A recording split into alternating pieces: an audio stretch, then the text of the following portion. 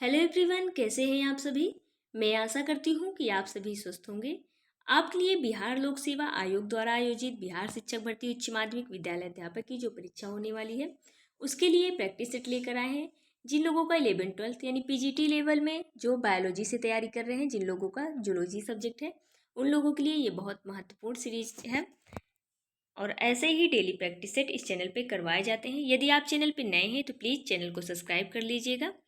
इसका जो पहला पार्ट 40 प्रश्नों की जो श्रृंखला थी वो पहले पार्ट में करा दी गई है। यदि आप नहीं देखे हैं वीडियो तो प्लेलिस्ट में वीडियो डली हुई है, तो जाके देख सकते हैं। चलिए बिना देरी किए हम अपने प्रश्न को देखते हैं। पहला प्रश्न है, निम्नलिखित में से किसे एम्बर कहा जाता है। तो एम्बर जो कहा जाता है UAG को कहा जाता है। तो इसका जो राइट आंसर हो जाएगा ऑप्शन नंबर सी हो जाएगा। एम्बर होता क्या है, यानी मानव आनुवांशिक कोड में 3 अलग अलग समापन कोडान आरएनए होते हैं, जिनको 3 होते हैं। तो जिनमें से एक है, पहला जो है UAA है, यानी इसको क्या बोलते हैं, इसको गेरी बोलते हैं। और दूसरा जो है UGA है, यानी डी ऑप्शन में जो दिया है UGA, इसको ओपल बोलते हैं। और जो थर्ड है एम्बर यानी UAG, तो ऑप्शन नंबर सी इसका राइट आंसर हो जाएगा। नेक्स्ट क्वेश्चन है, एक प्रक्रिया जिसका नतीजा है जीन के नए संयोगों को एकल कोशिका में समाकलन, तो वह है कौन सा ऑप्शन इसका सही है। तो इसका जो है आनुवांशिक पुनर्संयोजन ही राइट आंसर हो जाएगा। यानी आनुवांशिक पुनर्संयोजन एक ऐसी प्रक्रिया है जिसमें किसी कोशिका में नए जीन का संयोजन करके नए लक्षणों और जीवों की उत्पत्ति की जाती है। तो ऑप्शन नंबर ए ही इसका राइट आंसर हो जाएगा। नेक्स्ट क्वेश्चन है, बैगन के लघुपर्णी रोग का कवक कौन सा है। ऑप्शन ए है जीवाणु, ऑप्शन बी है विषाणु, ऑप्शन सी है नेमेटोड्स और ऑप्शन डी है कवक। तो इसमें से कोई भी आंसर सही नहीं है, क्योंकि जो बैगन के लघुपर्णी रोग का कारक होता है वो फाइटोप्लाज्मा होता है। वो एक प्रकार का बैक्टीरिया जो है समूह होता है जो माइकोप्लाज्मा से संबंधित होता है। तो ऑप्शन नंबर ई के साथ हम चले जाएंगे, तो यानी ऊपर में से कोई नहीं, तो ऑप्शन नंबर ई इसका राइट आंसर हो जाएगा। नेक्स्ट क्वेश्चन है, प्राथमिक उत्पादकता सर्वाधिक है। तो प्राथमिक उत्पादकता जो सर्वाधिक है वो उष्णकटिबंधीय वर्षावन में है। इसका जो राइट आंसर हो जाएगा वो ऑप्शन नंबर ए ही इसका राइट आंसर हो जाएगा। यानी जो उष्णकटिबंधीय वर्षावन होते हैं जैवमंडल का सबसे बड़ा विविधता वाला प्रदेश है, जहाँ पर पूरे वर्ष गर्मी रहती है तथा 200 सेंटीमीटर से अधिक वर्षा होती है। इस वन में प्राथमिक उत्पादों की संख्या अन्य तुलना में बहुत सर्वाधिक होती है। तो राइट आंसर ऑप्शन नंबर ए हो जाएगा। नेक्स्ट क्वेश्चन है, निम्नलिखित वातावरण प्रदूषकों में से बायोमैग्निफिकेशन की समस्या होती है। तो वो मरकरी प्रदूषण के कारण होती है, यानी मरकरी अक्षयकारी वायु प्रदूषक द्वारा होती है। तो राइट आंसर जो हो जाएगा वो HG फफूंदी नाशक, ऑप्शन नंबर बी इसका राइट आंसर हो जाएगा। नेक्स्ट क्वेश्चन है, नीम की पत्तियों से प्राप्त एक कीटनाशक है। तो वो कौन सा कीटनाशक है, तो एजाडाइरेक्टिन, ऑप्शन नंबर ए ही इसका राइट आंसर हो जाएगा। यानी नीम की पत्तियों से एजाडाइरेक्टिन प्राप्त किया जाता है जो एक कीटनाशक है, और यह लिमोनोइड समूह से संबंधित है, रासायनिक यौगिक है। यह एक माध्यिक है जो नीम के बीच में मौजूद मेटाबोलाइट होता है। नेक्स्ट क्वेश्चन है, वे पौधे जो कि संकीर्ण सीमा के तापमान को सहन कर सकते हैं तो जाने जाते हैं। तो इसका जो राइट आंसर हो जाएगा मीजोथर्मल या स्टेनोथर्मल या माइक्रोथर्मल या यूरीथर्मल। तो इसका जो राइट आंसर हो जाएगा ऑप्शन नंबर सी माइक्रोथर्मल इसका राइट आंसर हो जाएगा। और मीजोथर्मल क्या होते हैं, जो गर्मी के उच्च तापमान पर रहने वाले पौधे तथा सर्दी के दो तापमानों के साथ बारी बारी से रहने वाले को मीजोथर्मल कहते हैं। और स्टेनोथर्मल किसे कहते हैं, स्टेनोथर्मल में पौधे वे होते हैं जो विकास के लिए वह या तो कम या तो उच्च तापमान तक सीमित होते हैं। और जो यूरीथर्मल होते हैं, यानी ऑप्शन नंबर डी जो दिया है, यूरीथर्मल पौधे विकास की सीमा के लिए व्यापक तापमान सहन कर सकते हैं। बट इस प्रश्न के हिसाब से ऑप्शन नंबर सी हमारा राइट आंसर हो जाएगा। नेक्स्ट क्वेश्चन है, निम्नलिखित एंजाइम में कौन ऑक्सीजन से निष्क्रिय होता है। इसका जो राइट आंसर हो जाएगा ऑप्शन नंबर बी नाइट्रोजिनेस के साथ हम चले जाएंगे। नाइट्रोजिनेस इसका राइट आंसर हो जाएगा। यानी जो नाइट्रोजिनेस होता है एंजाइम ऑक्सीजन को निष्क्रिय होता है, और नाइट्रोजनेज जैविक नाइट्रोजन स्थिरीकरण के लिए प्रमुख एंजाइम है। यह नाइट्रोजन को अमोनिया में बदल देता है। नेक्स्ट क्वेश्चन है, हरित लवक की झिल्ली होती है तो एक परतीय, द्विपरतीय, बहुपरतीय, संयुक्त संरचना। तो हरित लवक की जो झिल्ली होती है द्विपरतीय होती है। इसका जो राइट आंसर हो जाएगा ऑप्शन नंबर बी ही इसका राइट आंसर हो जाएगा। नेक्स्ट क्वेश्चन है, ऑक्सीजन की क्रिया के प्रदर्शन में न्यू नली में रखे पोटेशियम हाइड्रोक्साइड का कार्य क्या होता है। इसका जो राइट आंसर हो जाएगा ऑप्शन नंबर ए, यानी ऑक्सीजन की क्रिया को प्रदर्शित न्यू नली को पोटेशियम हाइड्रोक्साइड का कार्य आने वाली वायु से कार्बन डाइऑक्साइड को शोषित करना। और कार्बन डाइऑक्साइड एक अम्लीय ऑक्साइड है और पानी में घुलने पर यह कार्बोनिक अम्ल बनाती है। तो पोटेशियम हाइड्रोक्साइड जो है प्रबल क्षार है और कार्बन डाइऑक्साइड को पोटेशियम हाइड्रोक्साइड के संपर्क में लाया जाता है तो एक दूसरे के साथ प्रतिक्रिया करके उदासीनीकरण प्रक्रिया से गुजरते हैं। तो ऑप्शन नंबर ए ही इसका राइट आंसर हो जाएगा। नेक्स्ट क्वेश्चन है, प्रकाश संश्लेषी ऑक्सीजन के निकास के लिए आवश्यकता होती है। इसका जो राइट आंसर हो जाएगा मैग्नीज एंजाइम हो जाएगा, यानी ऑप्शन नंबर सी इसका राइट आंसर हो जाएगा। प्रकाश संश्लेषण ऑक्सीजन के निष्कास के लिए मैग्नीज एंजाइम की आवश्यकता होती है, जो क्लोरोप्लास्ट में जल को हाइड्रोजन आयन और ऑक्सीजन में टूटने की घटना को फोटोलिसिस कहते हैं। नेक्स्ट क्वेश्चन है, पायरुविक अम्ल से स्टाइल कोएंजाइम ए बनने की क्रिया कहाँ संपन्न होती है। तो माइटोकॉन्ड्रिया, क्लोरोप्लास्ट या साइटोप्लाज्म या गोल्जी बॉडी।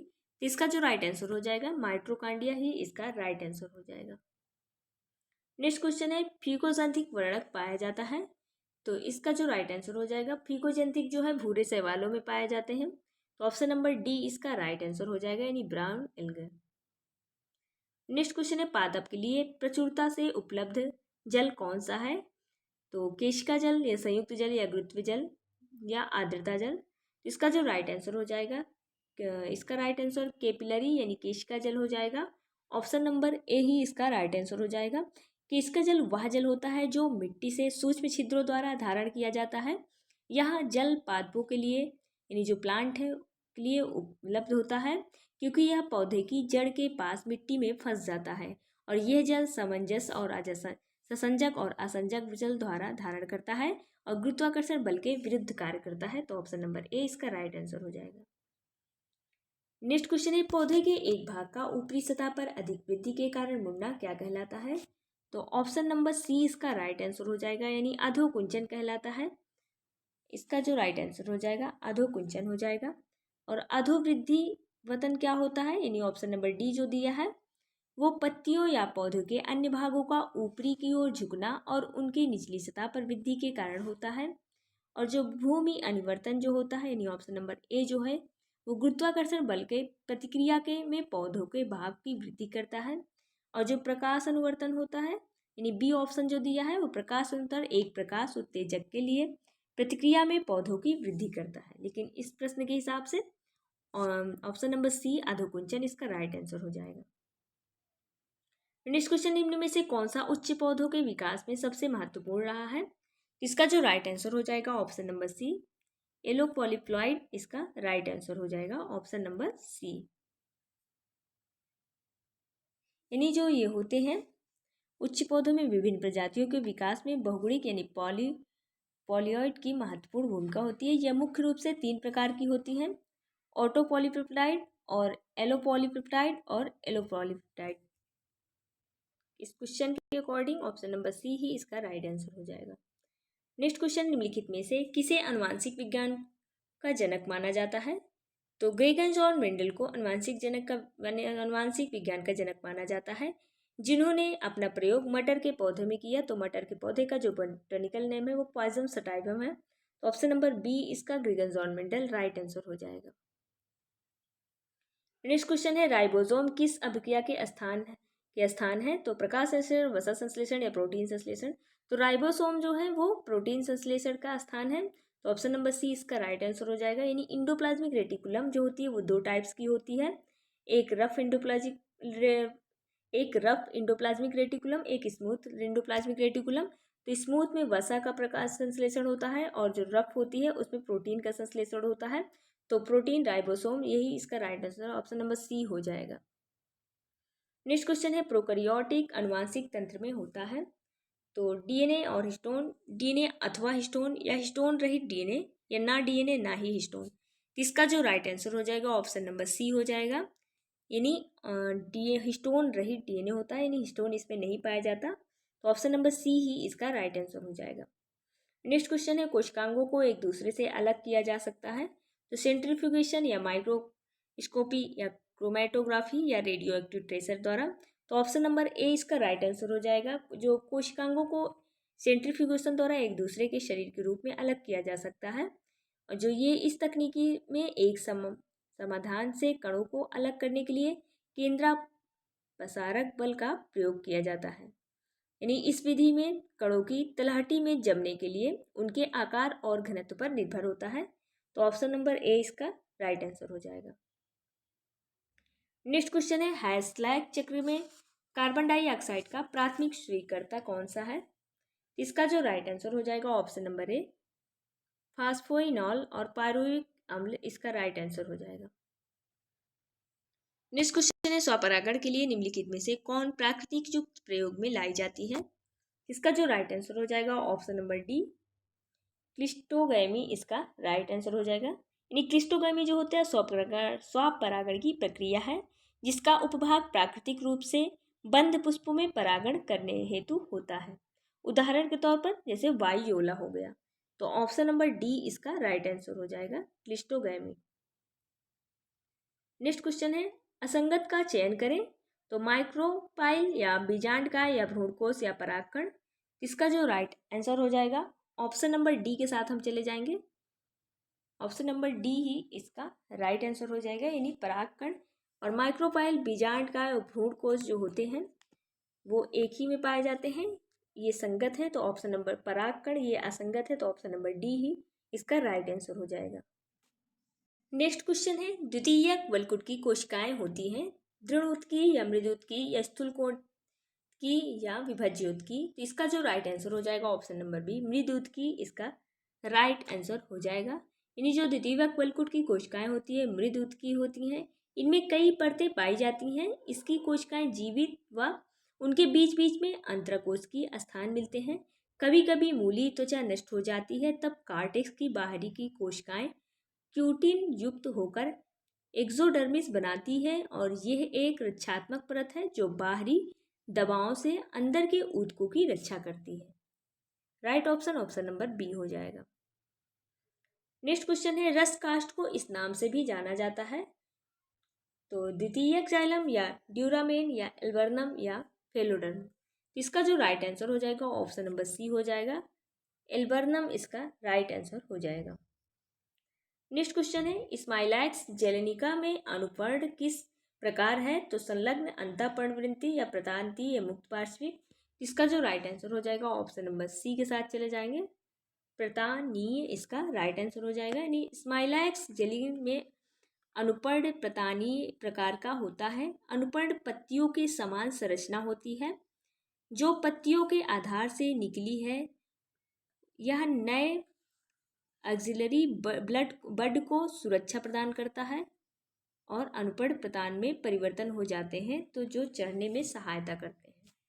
ऑप्शन नंबर सी ही इसका राइट आंसर हो जाएगा।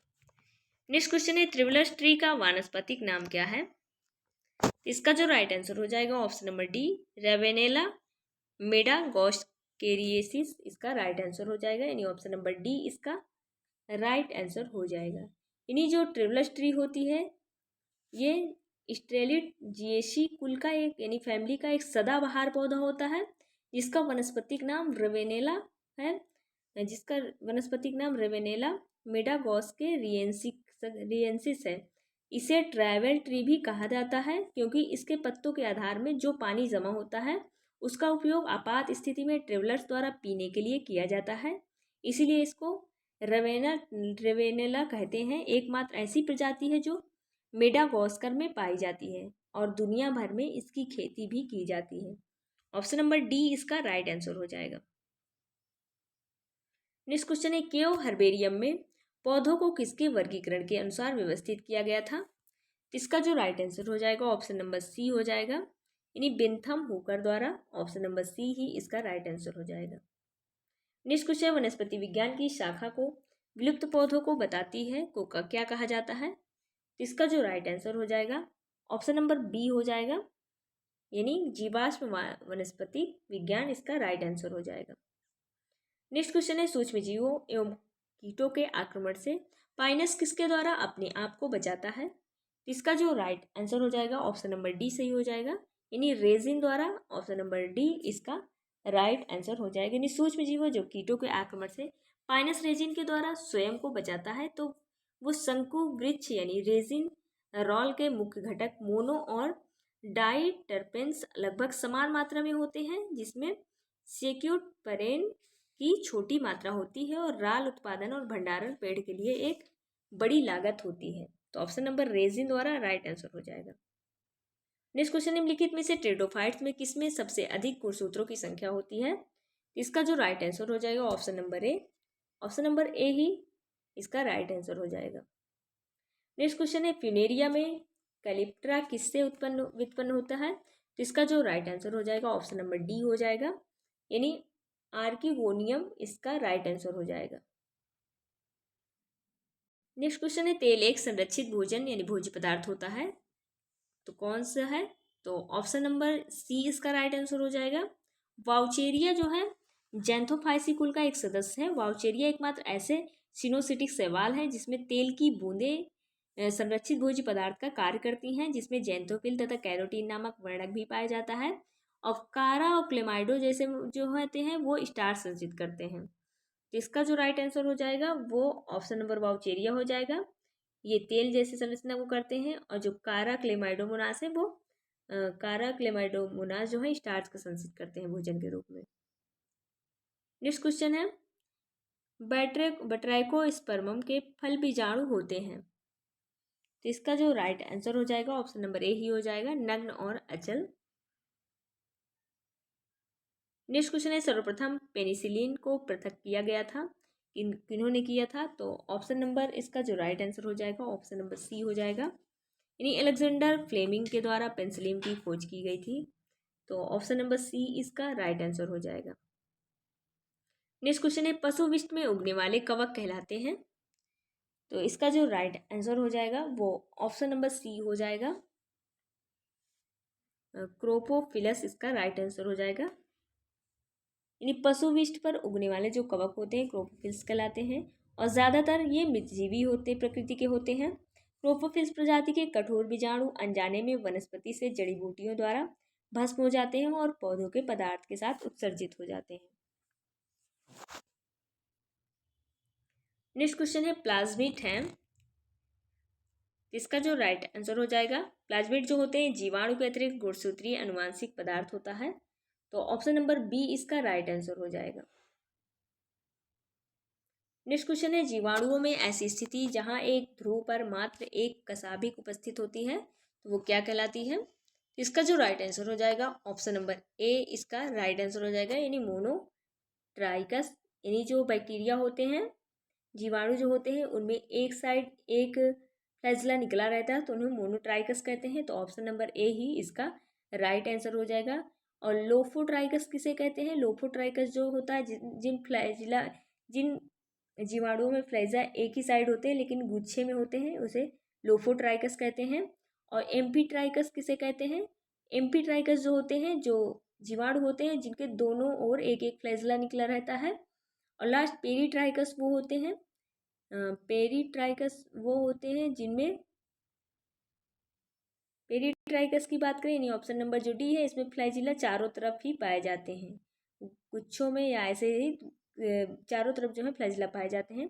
बट इस क्वेश्चन के अकॉर्डिंग जो है राइट आंसर जो होता है मोनोट्राइकस हो जाएगा, यानी एक साइड एक फ्लैजिला। ऑप्शन नंबर ए इसका राइट आंसर हो जाएगा। नेक्स्ट क्वेश्चन है, सबसे छोटा मुक्त जीव कौन सा है?